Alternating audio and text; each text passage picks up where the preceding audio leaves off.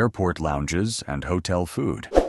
But it's been really great to kind of travel the world and share the movie with people and talk about the making of the movie and, yeah, just fun running on adrenaline. Yeah, it's a lot of travel and it's tiring.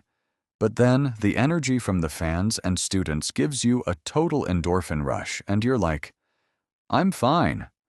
I don't know.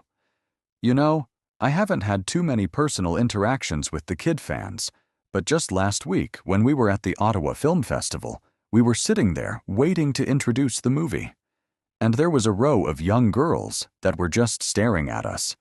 And then one of them said, "Are you Maggie K?" I said, "Yes." And she said, "Are you Maggie K?" It was really cute. I was like, wow. Yeah, it was like fans of a group. You know, that kind of thing. I mean, we were we thought it was good. We thought it was going to find an audience. We thought it'd do really well.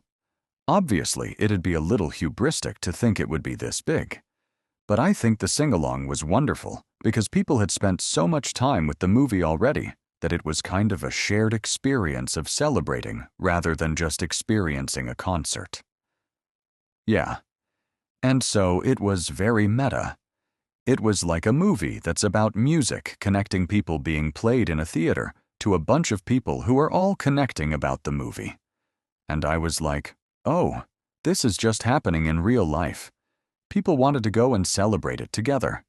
I think that was so cool. Oh, I think really early on, we liked the idea of just demon hunters and then inner demons. And I knew I wanted to tell a story about shame because it's such a Korean theme. It's very relatable, but also just very universal. So it felt like inner demons, and then our main character being part demon, and her inner demon being a literal demon felt like an opportunity we couldn't pass up. So that's kind of where we started. And, yeah, developed Remy from there. And all the themes kind of sprung up from there. Yes. But also, no. Like again, we were like, we really like these songs. We think they're going to chart. But not like beyond the top. Yeah.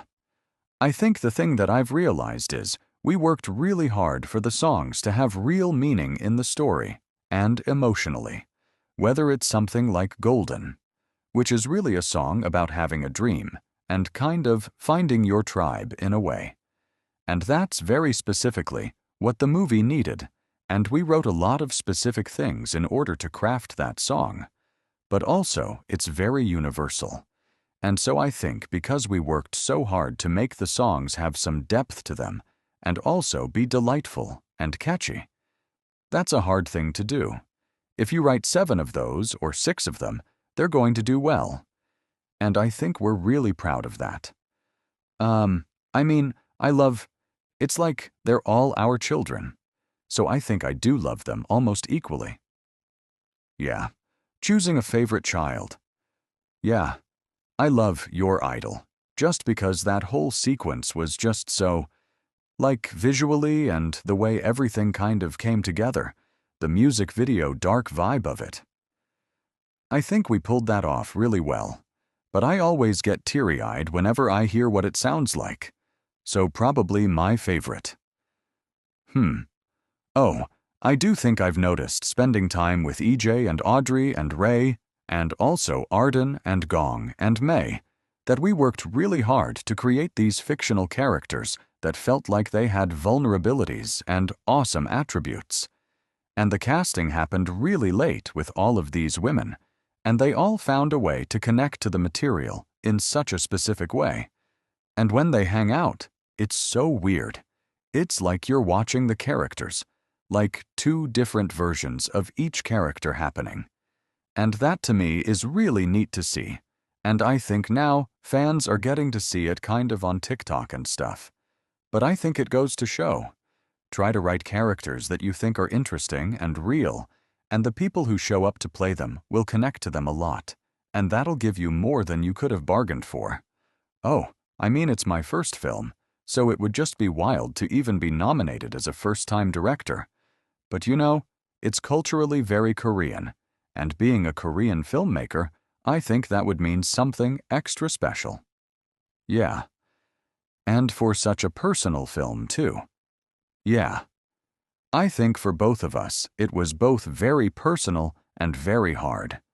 And we were trying to do stuff that we didn't have a roadmap for.